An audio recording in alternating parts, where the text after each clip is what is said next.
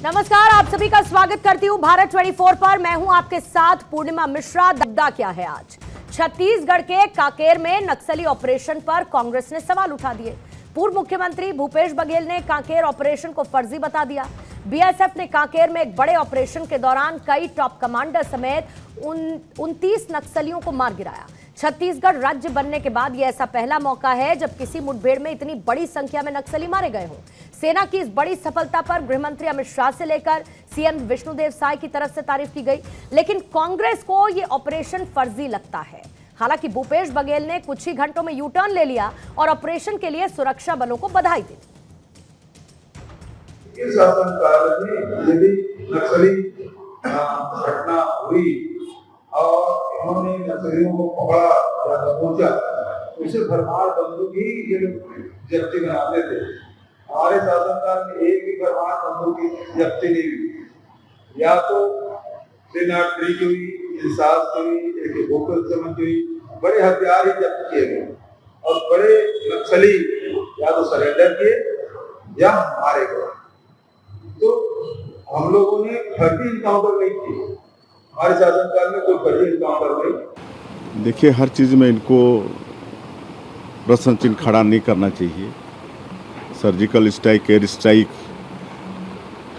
को भी उन्होंने काल्पनिक कहा, और ये तो उनके यहाँ की बात है, छत्तीसगढ़ की बात है। अगर यहीं कहीं यहाँ किसी भी तरह से अगर ये फर्जी है तो उसको प्रमाणित करें। और ऐसे में कुछ सवाल है, वार पलटवार के बाद आइए उन सवालों का जिक्र कर देती हूं और उसके बाद मेहमानों से आपका तारुफ करवाऊंगी। सबसे पहला सवाल दहाड़ में जिस पर आज चर्चा होगी वो ये कि एंटी नक्सल ऑपरेशन पर आखिर सवाल क्यों उठा रही है कांग्रेस? लाल आतंक का सफाया कांग्रेस को क्यों पसंद नहीं आ रहा है? नक्सली एनकाउंटर को कांग्रेस क्यों फेक बता रही है? क्या चुनाव को देखते हुए ये सियासत हो रही है? और आदिवासियों को भड़काएंगे तो क्या 2024 में चुनाव जीत जाएंगे? देवलाल गुप्ता बीजेपी के प्रवक्ता इस वक्त हमारे साथ मौजूद हैं। रजत जसूजा कांग्रेस के प्रवक्ता इस वक्त हमारे साथ मौजूद हैं। आरके सिंह पूर्व आईपीएस हमारे साथ स्टूडियो में इस वक्त हैं। वरुण पुरोहित जी राजनीतिक विश्लेषक हैं, आप भी हमारे साथ मौजूद हैं। रामकृपाल सिंह जी वरिष्ठ पत्रकार हैं, हमें ज्वाइन कर चुके हैं। और रमनीश वत्स जी स्टूडियो में राजनीतिक विश्लेषक के तौर पर इस वक्त मौजूद हैं। आप सभी का बहुत बहुत स्वागत करती हूं। लेकिन सबसे पहली शुरुआत रजत जसूजा आप ही के साथ करना चाहूंगी, जिसने खुद उस प्रहार को झेला हो, जिसने खुद नक्सलवाद के इसी आतंक के बीच अपनी टॉप लीडरशिप को सामने सामने खत्म होते हुए देखा हो। आपकी फितरत कभी बदलेगी? कभी आपको लगेगा कि चलिए इस बार हम सवाल नहीं उठाते, सुरक्षा बलों ने जो काम किया, चाहे फिर वो आतंकवाद का खात्मा करने के लिए हो या फिर नक्सलियों पर प्रहार हो, क्योंकि आप तो उसके सबसे बड़े भुक्तभोगी हैं जनाब, छत्तीसगढ़ में सबसे बड़े। पूर्णिमा जी, आता हूं आपकी बात पे। अगर आपने इतिहास की बात की है, आपने हमारी लीडरशिप की बात की है, और जिस लीडरशिप को हमारे भाजपा के शासनकाल के समय जो शहीद हो गए, आप उनकी याद करते हैं। मैं उससे थोड़ा सा पहले आता हूं। मैं जब भूपेश बघेल जी उस समय बयान दे रहे थे तो मुझे लगता है कि कहीं भी उन्होंने कांकेर का जिक्र नहीं किया है। अगर उन्होंने जिक्र किया है तो मैं बड़ी जिम्मेदारी के साथ कहता हूं कि आप बाइट दिखा दीजिए। आप अभी वाले जो नक्सल ऑपरेशन हुए उस पे उन्होंने अगर फर्जी कहा तो उसका वक्तव्य दिखा दीजिए। उन्होंने जो कहा था उसके वक्तव्य को भारतीय जनता पार्टी ने इतने सफाई से झूठ को पुलिंदा जो छोड़ा है। उन्होंने 2012 की बात की थी। 2012 में सारकेगुड़ा में ऐसा ऑपरेशन हुआ था। उस ऑपरेशन में क्या हुआ था कि 17 निर्दोष लोगों को गोली मार के हत्या हो गई, और थोड़ी देर बाद उन्होंने कहा कि ये सारे नक्सलाइट हैं।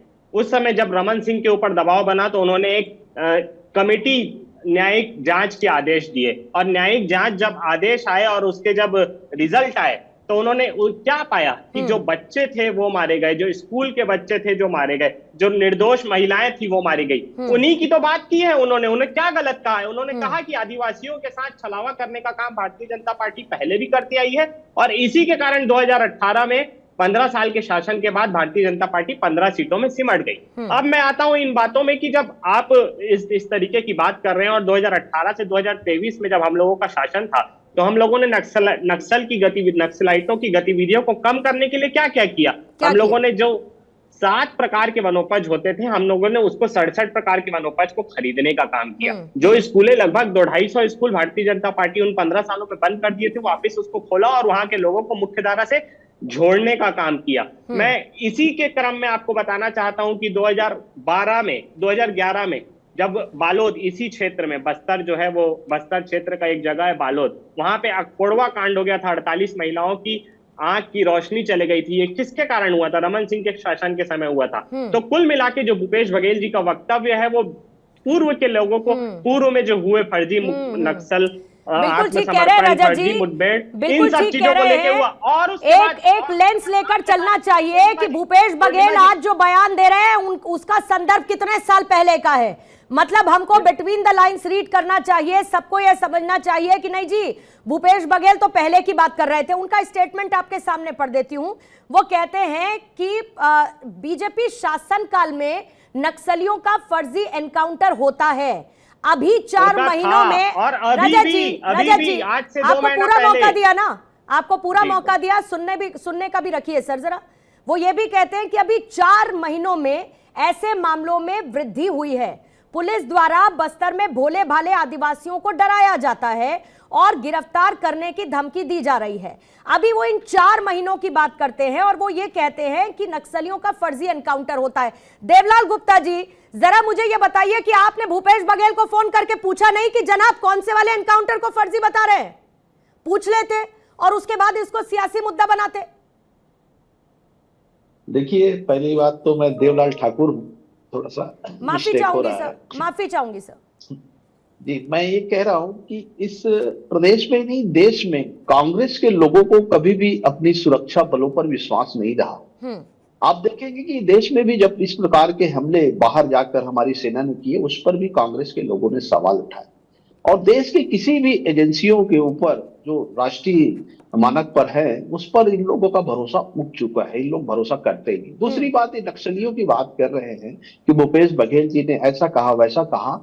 ये सारे कांग्रेस के लोग नक्सलियों से मिले हुए हैं, जिसका ताजा उदाहरण मैं बताता हूं। जिस बस्तर में आज चुनाव है, वहां पे जो इनका प्रत्याशी है कवासी लखमा, वो खुलेआम चैनलों में और भाषणों में बोल रहे हैं कि तीर धनुष से पुलिस वालों के ऊपर हमला करो। मतलब ये क्या है? आप क्या बताना चाहते हैं? आप किनके साथ हैं? तो शुरू से इनकी जो रणनीति है, ये नक्सलियों के साथ साठगांठ की रणनीति है। और भारतीय जनता पार्टी का तो साफ कहना है, हमारे देश के गृह मंत्री जी ने जो रोडों की कनेक्टिविटी बढ़ाई, उससे नक्सली समस्याओं का हल निकला है। और इन 3 सालों में हमारे गृह मंत्री जी ने अभी छत्तीसगढ़ में आकर कहा है कि इन 3 सालों में नक्सलियों को समाप्त भी किया जाएगा।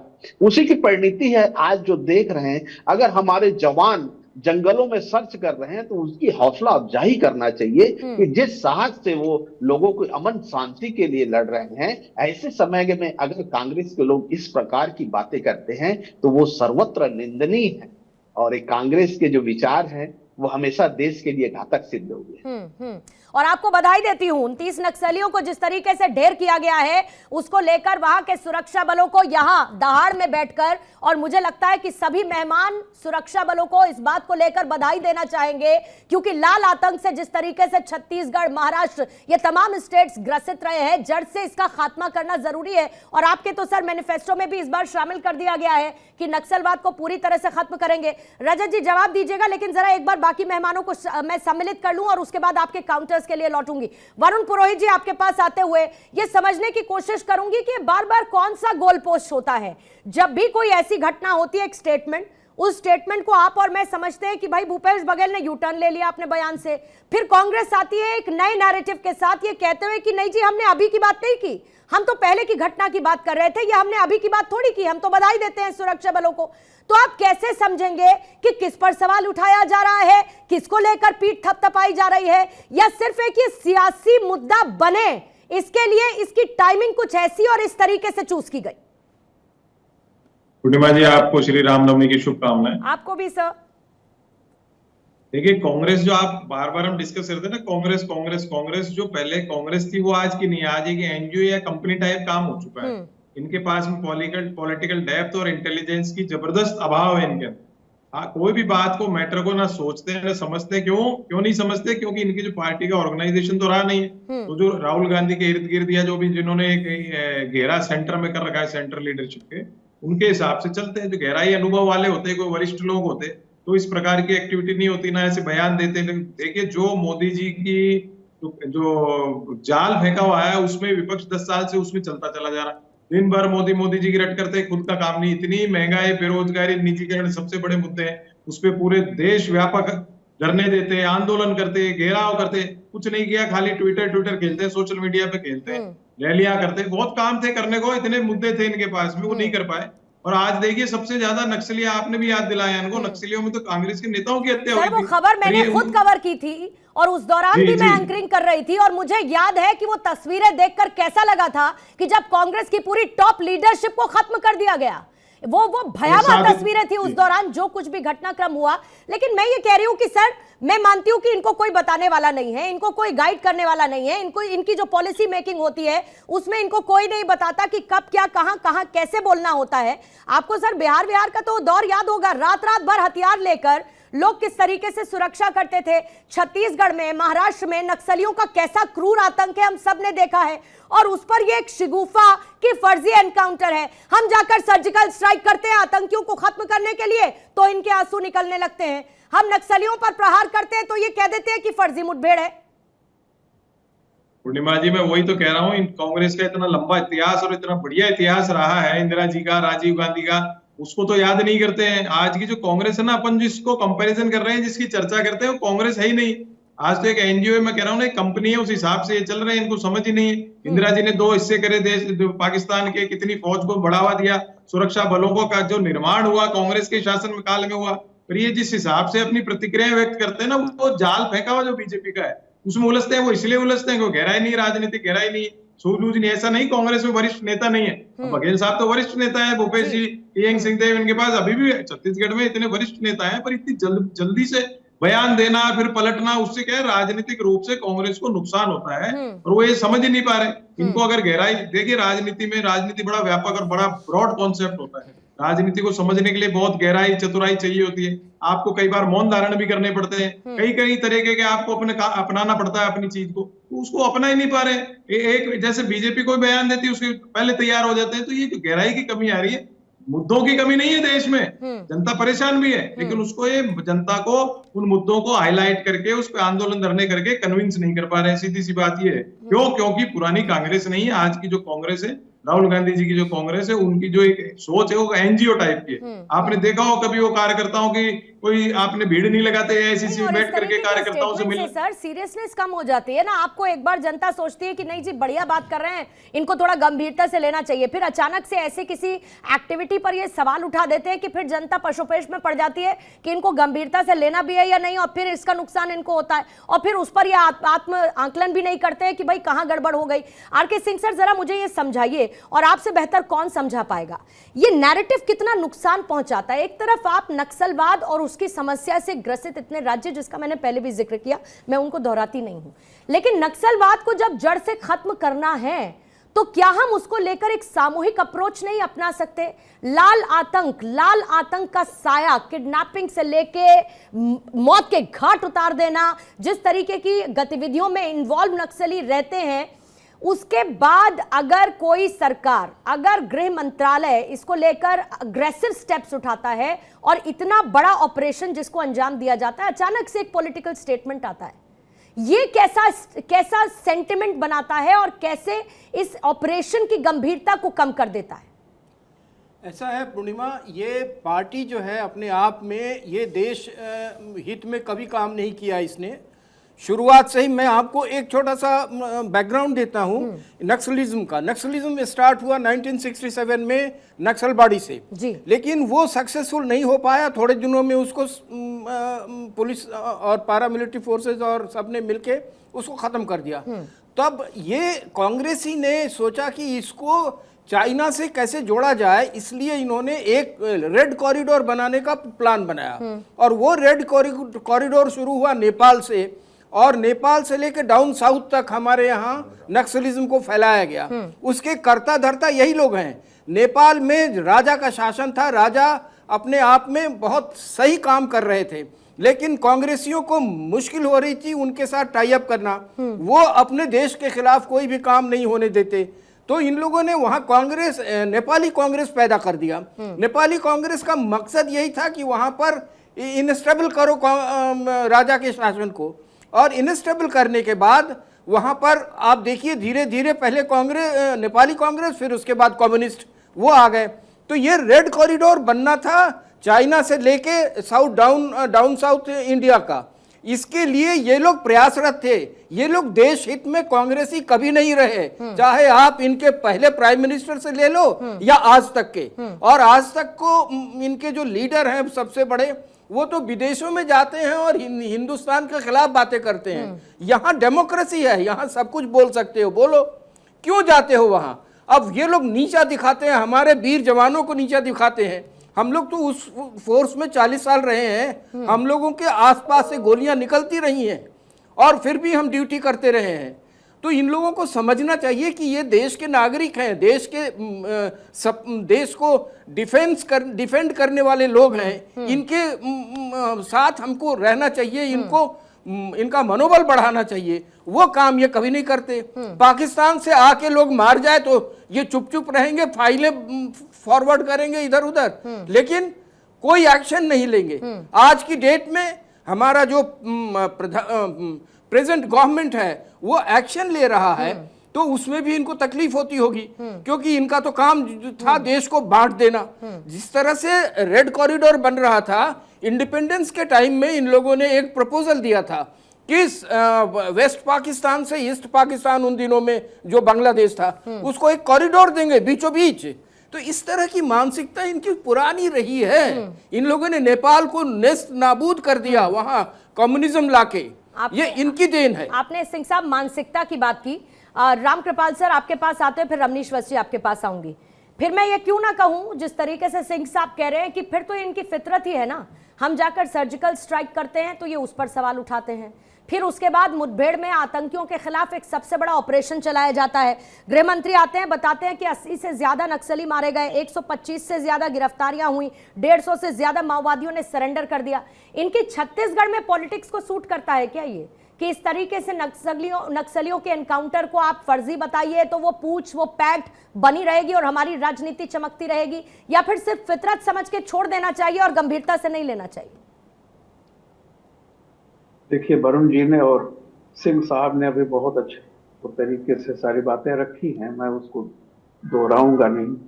आपका जो सवाल है, ये सवाल तो कांग्रेस, इसका जवाब तो कांग्रेस को देना चाहिए कि ये इस तरह की जो भी चीजें आप कर रहे हैं, क्या राजनीतिक रूप से आपको कोई फायदा आज तक मिला है? अगर फायदा मिला होता तो ये हालत ना होती। एक बात मैं बताऊं, हार की जो एक आशंका होती है ना, या बिल्कुल एक तरह से वो निश्चित अगर दिखाई पड़ती है तो अमूमन पार्टी हो या व्यक्ति हो वो दिशाहीन हो जाता है। एक कांग्रेस की दिशाहीनता का ही एक उदाहरण है। जब आपने ये तय कर लिया है कि 2014 से लेकर 24 के बीच में 10 साल हो गए, आपका एक जनरल प्रिंसिपल है कि अगर ये सरकार कुछ भी करती है बीजेपी की, चाहे वो राज्य में हो या केंद्र में, उसका हमें विरोध करना है। डाउन द लाइन अगर कार्यकर्ता को यही बात बताई गई है, तो अब ये जो चीज छत्तीसगढ़ में हुई है, अब वहां के जो भूतपूर्व मुख्यमंत्री हैं उनके सामने 3 विकल्प था, या तो चुप रहते, या इसकी तारीफ करते, और तीसरा था कि निंदा करते या फेक बताते। अब दिक्कत यह है कि कोई भी कांग्रेस का कार्यकर्ता बीजेपी के किसी भी काम को, उसके सरकार के किसी भी काम को की तारीफ नहीं कर सकता। और अगर मौन रहते तो उनको लगता था कि इतनी बड़ी घटना पर मौन कैसे रहा जाए, तो नुकसान करेगा। तो चलो क्यों न क्यों कोई जलेबी छान के ऐसी बात कर दो कि जिसका अभी कांग्रेस के प्रवक्ता कह रहे थे कि 2012 की बात है। पहले की अरे बात 2012 की बात है तो 12 साल के बाद आज उसके कहने का लॉजिक नहीं, इसीलिए तो सर मैंने पूरा स्टेटमेंट वर्बेटम पढ़ के बताया ना कि उन्होंने एग्जैक्ट 4 महीनों की बात की। बिल्कुल सही आप कह रही हैं। तो मैं वही कह रहा हूं कि ये कांग्रेस जो भी कदम उठा रही है ये आत्मघाती है। ये बयान भी उसके लिए आत्मघाती होगा। जैसे पुलवामा का इन्होंने वो कहा, स्ट्राइक जो हमारे इंडिया ने किया था उसको फर्जी बताया, उसका वो मांग रहे थे। तो ये चीजें इनके लिए खुद आत्मघाती है। पता नहीं है लोग क्यों नहीं समझते हैं कि किस समय क्या बात आप कहने जा रहे हैं, उसका आपको कोई फायदा नहीं होगा, बल्कि भयानक नुकसान होने जा रहा है कांग्रेस को इस तरह के बयान को, और जनता कभी इनकी बात पर भरोसा नहीं करेगी। नहीं, जनता को कन्विंस रमनीश वत्स कैसे कर पाएगी? झीरम घाटी का हमला, और मैंने कांग्रेस के स्पोक्स पर्सन से इसी बात के साथ शुरुआत इसीलिए की क्योंकि वो सबसे भयावह था। मतलब एक पार्टी की पूरी टॉप लीडरशिप का खात्मा ऐसे नक्सली हमले में हो जाना झीरम घाटी में, वो हम सबको याद है, हम सब ने देखा है। आप जनता को कैसे कन्विंस कर पाएंगे जब आप ये कहते हैं कि फर्जी एनकाउंटर रहा? अब मैं इस पे डेट वाइज नहीं जाऊंगी कि ये 12 साल पहले की बात कर रहे हैं या ये अभी की बात कर रहे हैं, 4 महीने क्यों कहा भूपेश बघेल ने? जैसे ही कह दिया विष्णुदेव साय ने कि भाई आप प्रमाणित कर दीजिए, तो वो कहते नहीं जी बधाई, बहुत अच्छा काम किया। इस तरह के बयान देखिए पहली बार तो आया नहीं है। कांग्रेस नेतृत्व के तरफ से की बात करें, उनके कार्यकर्ता की, उनके नेताओं की बात करें, जो कि कहीं ना कहीं इन्होंने, जैसा कि मैं आईजी साहब जो हमारे पूर्व आईजी हैं उनसे मैं सहमत हूँ, कहीं ना कहीं संरक्षण तो इन पार्टियों का रहा ही है। चाहे अब पश्चिम बंगाल की बात करें, देखिए आज जो है प्रधानमंत्री मोदी जी का है जीरो टॉलरेंस, खास करके मोदी सरकार की यदि अब की जो बात करें तो 10 सालों में आतंकवाद के खिलाफ, चाहे नक्सलवाद के खिलाफ, चाहे उग्रवाद के खिलाफ मिशन नस्तनाबूद चलाया जा रहा है।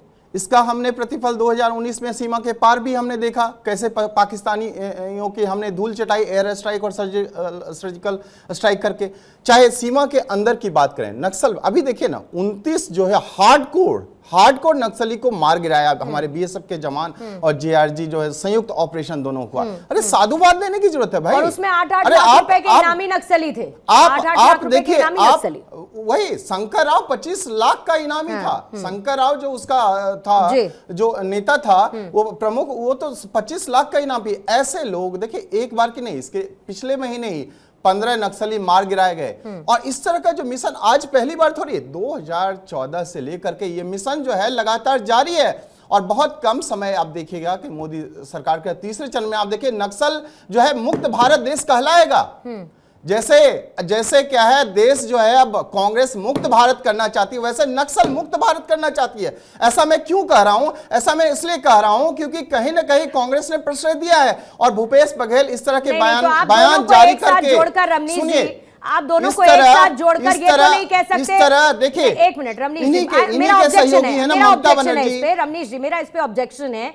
आप जब दोनों को एक प्लेटफॉर्म पर ले आते हैं तो आप ये कहना चाह रहे हैं कि एक तरफ वो आतंक फैलाते हैं तो कांग्रेस भी आतंक फैला रही है। देखिए आप दोनों का कंपैरिजन नहीं कर सकते ना सर, एक पॉलिटिकल पार्टी है। सुनिए, नहीं मेरा कहना, आप उनकी पॉलिसी से अग्री डिसअग्री आप कुछ कर सकते हैं, आप उसका जो पॉलिटिकल एनालिस्ट होने के नाते एनालिसिस कर सकते हैं, अलग बात है, लेकिन आप दोनों को एक प्लेटफॉर्म पर लाके ये तो नहीं कह सकते। देखिए बात है कि हमारे सेना के जवान को सड़क चाप गुंडा कहा जाता था, तो इस तरह की पहली बार नहीं आई है। आप देखिए इतना बड़ा ऑपरेशन हुआ है तो साधुवाद देने की जरूरत है। अरे नीतियों को कहां लेके जाएंगे भाई? नीतियों को क्या करेंगे? आप देखिए इस तरह के सेना के ऊपर आप यदि चोट करेंगे तो जनता कहां से आपको वोट देगी भाई? जनता तो वोट तभी देगी ना, सेना के जवान को आज सलाम करने की जरूरत है। आज देखिए दंतेवाड़ा की बात करें, कांकेर की बात करें, चाहे आप छत्तीसगढ़ में आप बहुत सारे नक्सली क्षेत्र हैं, चाहे नारायणपुर की बात करें, चाहे हमने राजनंद गांव की बात करें, और देखिए 11 राज्य के अलावा 90 जिले ऐसे, 11 राज्य में 90 ऐसे जिले हैं जो नक्सल प्रभावित क्षेत्र हैं।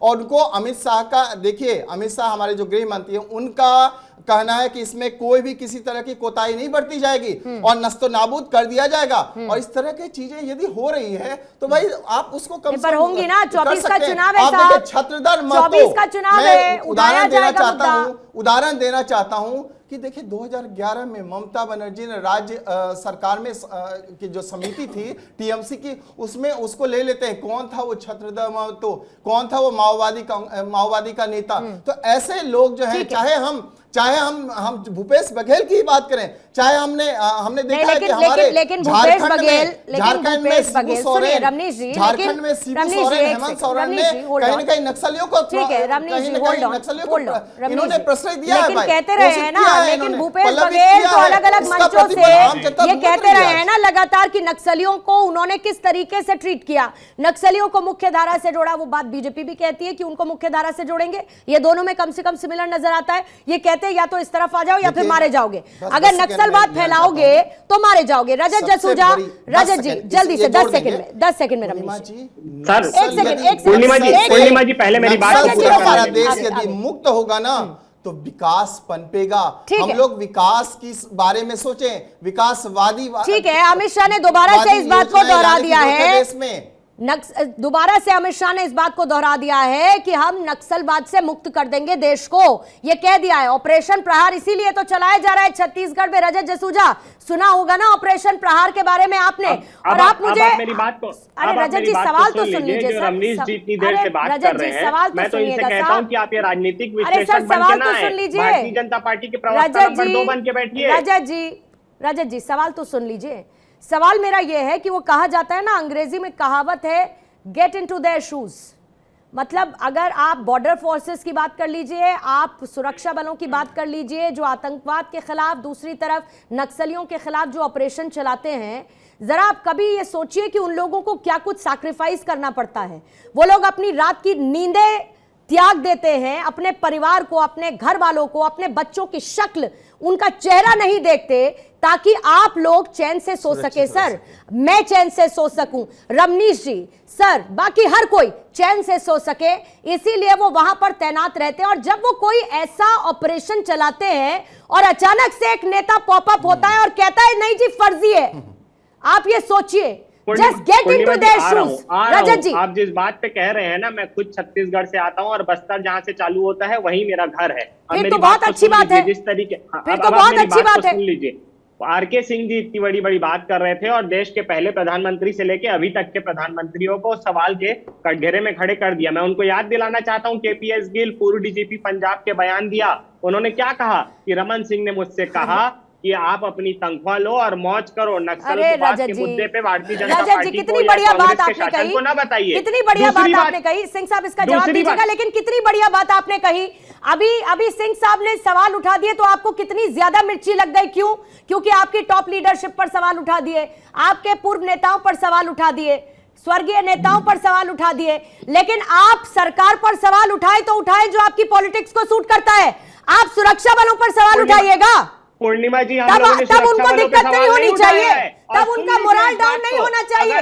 बड़ा फ्री हैंड है आपका, क्योंकि आपको सूट करता है। अगर मुझे बोलने का मौका नहीं देना है, आपका फ्री हैंड नहीं है ना, ऐसे आपका फ्री हैंड नहीं है ना।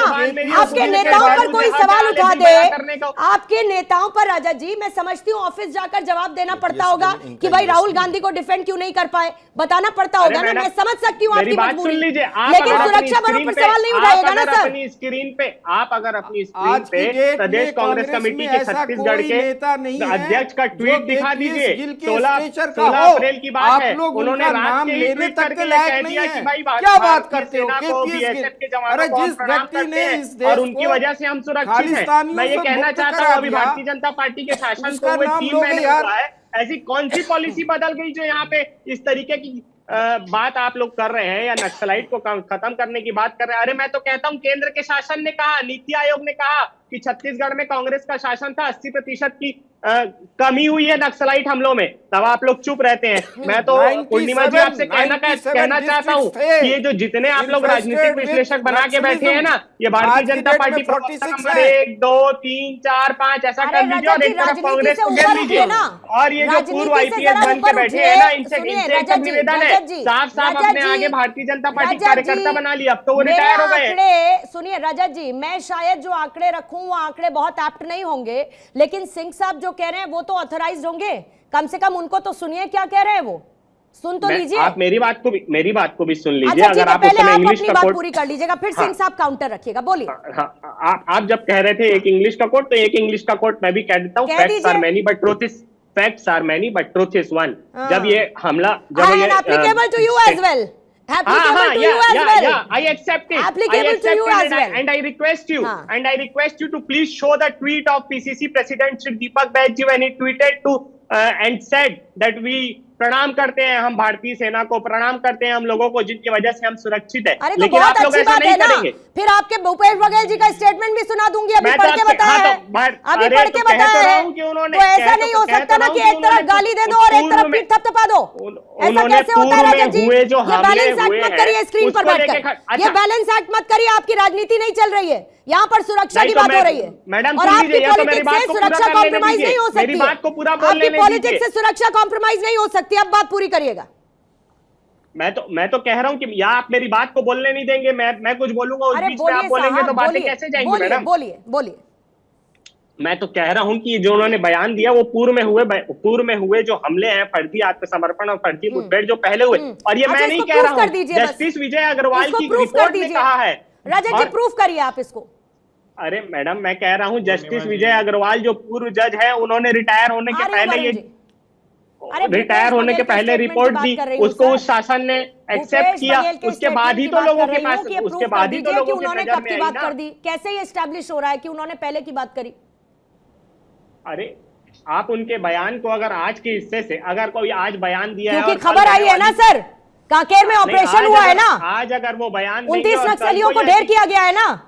कल कोई ऐसे नक्सली हम लोग नक्सलाइट को ढेर कर देंगे तो आज वाले बयान को कल के नैरेटिव से जोड़ के आप लोग क्या मैनिपुलेट अरे करने सर का काम नैरेटिव करते हैं? में मैं तो कौन भारतीय माहिर जनता है पार्टी- कौन नहीं, ये बताने की जरूरत थोड़ी है। जल्दी से वरुण जी जवाब दीजिएगा, फिर उसके बाद देवलाल ठाकुर जी आपके पास आऊंगे, फिर सर आप जवाब दीजिएगा जल्दी से। पूर्णिमा जी मैंने यही कहा ना, कांग्रेस पार्टी के एनजीओ का रूप ले चुकी है। सीआरपीएफ, सीआईएसएफ, बीएसएफ किसके दौर में गठन हुआ था? कांग्रेस के दौर में हुआ था। वरना इनको तो बयान ये देना चाहिए था, खुशी जाहिर करते हैं कि हमने तो इतने सारे टॉप लीडरशिप हुई नक्सली हमलों में, तो कार्यवाही और ये तो अच्छी बात है, यूं लेकर के करते तो इनको उसका माइलेज मिलता। अभी भी जिद रहे हैं 20 साल पहले ये हुआ था। अरे तो भाई इंदिरा गांधी का नाम ले आप लोग, राजीव गांधी का नाम ले, उनका नाम नहीं लेते हो। और ये आरोप भी विश्लेषक कोई लगा रहे हैं तो गलत है कि कांग्रेस की ऐसी थ्योरी थी, लाल सेना बनानी थी, चाइना से जोड़ना था, तो इससे भी मैं एग्री नहीं करता हूँ। This is also wrong. आप किसी भी सरकार के ऊपर आरोप नहीं लगा सकते हो, अगर आपके पास तथ्य हैं तो लगाइए आरोप। और भारतीय जनता पार्टी के या उनके समर्थक लोगों के जो आरोप हैं काउंटर नहीं कर पाती कांग्रेस पार्टी। क्यों नहीं कर पाती? पॉलिटिकल डेप्थ और इंटेलिजेंस की कमी है। आप इनको पता ही नहीं इंदिरा जी ने क्या क्या किया, राजीव जी ने क्या क्या किया, और फिर बहस करते हैं आपसे आकर के। ये सबसे बड़ी कमी है इनको। इमरजेंसी तो अरे उन्होंने लगवाया था ना, मैं इन्हीं को इमरजेंसी तो उन्होंने लगवाया था। ये अरे बहुत भाई, बड़ी इमरजेंसी ऐतिहासिक का क्या जीत थी लेना ना, देना है? इंदिरा गांधी के समय की ऐतिहासिक बीजेपी जीत ने थी किया, ना। सीआईएसएफ ने किया। नहीं, ये बताइए ना क्या किया? पार्टी की सरकार नहीं, क्या किया? आप तो खाली प्रो बीजेपी बात कर रहे हो, मैं नहीं करता हूं। नहीं, बात है कि आपने क्या कौन सी बड़ी योगदान की बात करी? अरे 1962 में 1962 में 3232 किलोमीटर चाइना को जो दिया उसकी बात कर रहे हैं, जवाहरलाल नेहरू की सरकार में। बना रखी है। आप एक तिहाई कश्मीर जो है जवाहरलाल नेहरू के समय में दे दिया था पाकिस्तान, उसकी बात कर रहे हैं। अरे कांग्रेस की बात क्या कर सकते हैं, कैसे कर सकते हैं? कांग्रेस की नीतियां जो है विभाजनकारी नीतियां रही है, हमारे देश को तोड़ने की नीतियां रही है, देश को खोखला करने की नीतियां रही है, भ्रष्टाचार में लिप्त नीतियां रही है। आज राहुलवादी कांग्रेस उसका हस्र देख रहे हैं और राहुलवादी कांग्रेस की नीतियों को ही आप आगे ले जाने का प्रयास करें। वरुण पुरोहित जैसे लोग जो है राहुलवादी कांग्रेस की नीतियों को यदि आप ठीक है, वरुण पुरोहित जी, वरुण जी, रमेश जी, यहाँ पर pro Congress anti Congress, pro BJP anti BJP की बात नहीं हो रही है। यहाँ पर एक ऐसे खतरे को खत्म करने की बात हो रही है जिसकी जड़ें एक समय पर बहुत मजबूत रही हैं, और अगर वो खत्म हो रहा है तो उसको लेकर एकजुट उस बात का समर्थन करते हुए हमको थपथपाना होगा पीठ को उस सरकार की जो ये काम कर रही है। सिंह साहब आप कुछ ऐड ऑन करना चाहते हैं? नहीं, मैं आपकी बात से सहमत हूं पूर्णिमा। देखो बात यह है कि सरकारें तो सभी रहती हैं, कुछ काम दिखावे के लिए होते हैं, कुछ काम बिना दिखावे के होते हैं। तो जो काम दिखावे के लिए होते हैं वो सामने दिखते हैं, कई काम ऐसे होते हैं जो पीछे की तरफ रह के किए जाते हैं जो बाकियों को दिखता नहीं है। तो हमारे सरकारें जो पहले रही हैं वो सरकारें दिखावे के लिए बहुत कुछ करती रही, लेकिन पीठ पीछे उन लोगों ने जिस तरह से देश के दुश्मनों को प्रोत्साहन दिया है वो समझने वाली बात है। आज की डेट में 97 district. Purnima ji, this is objectionable. आप किसी भी सरकार के ऊपर ऐसा आरोप कैसे लगा सकते हो? अटल जी भी शामिल थे क्या इस काम में? आईपीएस रहे हैं उस समय, नौकरी करके मजे ले रहे थे। 97 डिस्ट्रिक्ट जो पहले नक्सल इन्फेस्टेड थी आज 46 हैं। आपने तो कैसे ये कह दिया सरकार पूरी की सरकारें देश के दुश्मनों से मिली हुई थी?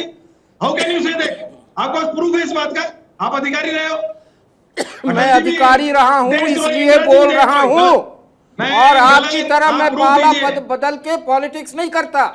मैं ईमानदारी से बात कर रहा हूँ और मैं आपकी बातों से सहमत नहीं हूँ। सरकारें थी कैसी बात अगर सरकार गलती करती है तो बोलने का अधिकार है। गलत बोल सकते हो और देशद्रोहियों के साथ मिलावा नहीं बोल सकते किसी को। जो गलत करेगा उसके बारे में गलत बोलना पड़ेगा, और ये मजबूरी नहीं है, ये सही है। इंदिरा गांधी देशद्रोही थी, राजीव गांधी देशद्रोही, इंदिरा गांधी अगर कैसी बातें सुनिए वरुण जी, वरुण जी, वरुण जी, कुछ वरुण गलत जी, भी किया है। वरुण जी, प्लस और माइनस को, वरुण जी सुनिए मेरी बात। हर एक सरकार के शासनकाल में, सर पानी पीजिएगा प्लीज, हर एक के शासनकाल में कुछ उपलब्धियां होती हैं तो कुछ नकारात्मक प्रभाव भी सोसाइटी पर देखने को मिले हैं, वो चाहे सरकार कोई भी क्यों ना हो। मैं आज की परिस्थितियों की बात कर रही हूं, ना किसी को राष्ट्र हित में बताते हुए, ना राष्ट्र विरोधी बताते हुए, लेकिन आपके सेंटेंस, आपके स्टेटमेंट्स ये बहुत कुछ तय करते हैं कि आपकी नीति और नीयत क्या कहती है, और उसका आकलन तो करना बनता है ना वरुण जी, उसका आकलन तो बनेगा ना। स्टेटमेंट से, इस स्टेटमेंट से क्या इस्टेब्लिश होता है सर, इस स्टेटमेंट से क्या इस्टेब्लिश होता है? आप और मैं बहुत अच्छी तरीके से जानते हैं कि छत्तीसगढ़ की पॉलिटिक्स के मुद्दे क्या हैं। मैं और आप ये बहुत अच्छी तरीके से जानते हैं कि बीजेपी ने अपनी मैनिफेस्टो में नक्सलवाद को खत्म करने की बात की है। मैं और आप ये बहुत अच्छी तरीके से जानते हैं कि फर्स्ट फेज का चुनाव होना है, और कैसे ये मुद्दे इंपैक्ट करेंगे वोटिंग को, ये आपसे बेहतर मैं कम जानती होंगी सर, मैं ये शॉर्ट हूं, लेकिन आप मुझसे ज्यादा बेटर जानते हैं, और इसी वजह से शायद ये मुद्दा उठाने की एक बार कोशिश की गई है। रामकृपाल सर आपके पास आऊंगी, लेकिन देवलाल जी जल्दी से आपका एक काउंटर लेते हुए फिर रामकृपाल सर आपके पास, माफी चाहूंगी सर थोड़ा डिले हो रहा है। देवलाल जी देखिए मैं स्वयं एक आदिवासी समाज का युवक हूं, अब कांकेर लोकसभा से ही आता हूं। मैं ये बात कहना चाहता हूं कि इतने गंभीर 5 साल के मुख्यमंत्री रहे, उसको प्रामाणिकता के साथ कोई बात बोलनी चाहिए। जैसा कि पूर्णिमा जी बोल रही हैं कि इसके राजनीतिक मायने हैं, निश्चित ही जो मुख्यमंत्री जो बयान दिया है वो नक्सलियों से समर्थन लेने के लिए इस तरीके का बयान दिए हैं, और नक्सलियों से इनकी साठगांठ कांग्रेस में कोई आज नई नहीं है। जब झीरम की बातें करते हैं, झीरम में जो अभी बस्तर में जो लोकसभा का प्रत्याशी है, स्वयं वो संदिग्ध था कांग्रेसियों को मरवाने के लिए। ये बात को सारी कांग्रेसी भी जानते हैं, नकार भी नहीं सकती इस बातों को कि नक्सलियों के साठगांठ उसके साथ रहे हुए, और कई माताओं के सपूतों को खोए हैं, तब आज बस्तर शांति की ओर। और हम सबको तो देश के गृह मंत्री श्री अमित शाह जी का धन्यवाद भी ज्ञापित करना चाहिए। हम आदिवासी क्षेत्रों में जो एक कॉरिडोर रोड बना रहे हैं, जिसके कारण से नक्सली पीछे हटते जा रहे हैं। मैं बताना चाहूंगा, नारायणपुर से बीजापुर और बीजापुर से सुकमा, अगर ये रोड बन जाएगी, हमारे जो देश के गृह मंत्री अमित शाह जी जो बोल के गए हैं 3 साल में नक्सलियों का खात्मा होगा। अगर ये रोडें बन जाएगी, जो वहां पर इंटेलिजेंस और IAS IPS की जो टीम काम करती है, सबको मालूम है कि ये रोड बन जाएगी तो यहाँ से नक्सलियों का खात्मा लगभग तय हो जाएगा। नक्सली चारों तरफ से छत्तीसगढ़ में घिर जाएंगे और छत्तीसगढ़ अमन शांति की ओर, आदिवासी विकास की ओर आगे बढ़ेगा। यही कांग्रेस नहीं चाहती कि आदिवासी विकास की ओर बढ़े, पढ़े लिखे और पढ़ लिख कर तैयार होकर देश के मानचित्र में आगे बढ़े, जो कांग्रेस के लोग नहीं चाहते, जो भारतीय जनता पार्टी चाहती है। इसीलिए छत्तीसगढ़ में एक आदिवासी समाज के सपूत को मुख्यमंत्री बनाया गया है, उसका तोड़ नहीं मिल पा रहा है आदिवासी क्षेत्रों में। इसलिए इस प्रकार की अंगल अप्रमाणिक बातों को छत्तीसगढ़ के पूर्व मुख्यमंत्री कह रहे हैं। ठीक है सर, आपने जो बातें और जिन नामों का जिक्र किया, ठीक है, आपने उनके कामों की सराहना करते हुए अपनी वहां की टॉप लीडरशिप को प्लस दे दिया है, मैं मानती हूं। लेकिन जो बात आप कह रहे हैं वही बात जब भूपेश बघेल मुख्यमंत्री थे तो तब वो भी कहा करते थे कि कैसे नक्सल समस्या को खत्म कर रहे हैं। जो बात आप कह रहे हैं वही बात वो भी अलग अलग मंचों से कहा करते थे। रामकृपाल सर आपके पास आते हैं और मुझे करेक्ट करिएगा अगर मैं गलत हूं, लेकिन इन सब मायनों में ये क्या आप इस एनालिसिस से अग्री करते हैं कि ये सब कुछ क्योंकि चुनाव है और ऐसे में क्योंकि बीजेपी ने अपने मैनिफेस्टो में नक्सलवाद को खत्म करने का जिक्र किया है, छत्तीसगढ़ में वो बड़ा मुद्दा है, उसको लेकर पॉलिटिक्स हो सकती है, इसीलिए ये टाइमिंग चूज की गई? और क्या ये कह दिया भूपेश बघेल को कि आप प्रूफ करिए, इसीलिए उन्होंने कह दिया कि मैं बधाई देता हूं सुरक्षा बलों को? देखिए पूर्णिमा जी, अब तो समय बहुत कम है, मैं 2-4 बातें कहूंगा। जी सर। एक होता है क्लासेस, एक होता है मासेस।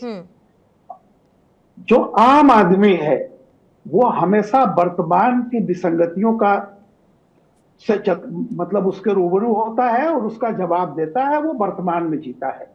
लेकिन हम जरा पढ़े लिखे लोग जो होते हैं ना, अमूमन हमारे अंदर वर्तमान को फेस करने की ताकत नहीं होती, इसलिए हम हमेशा अतीत की तरफ भागते हैं।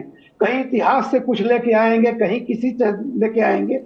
देखिए, आज की बात है, आपने सीधा कहा कि आज जो बयान आया है वो उचित है या अनुचित था।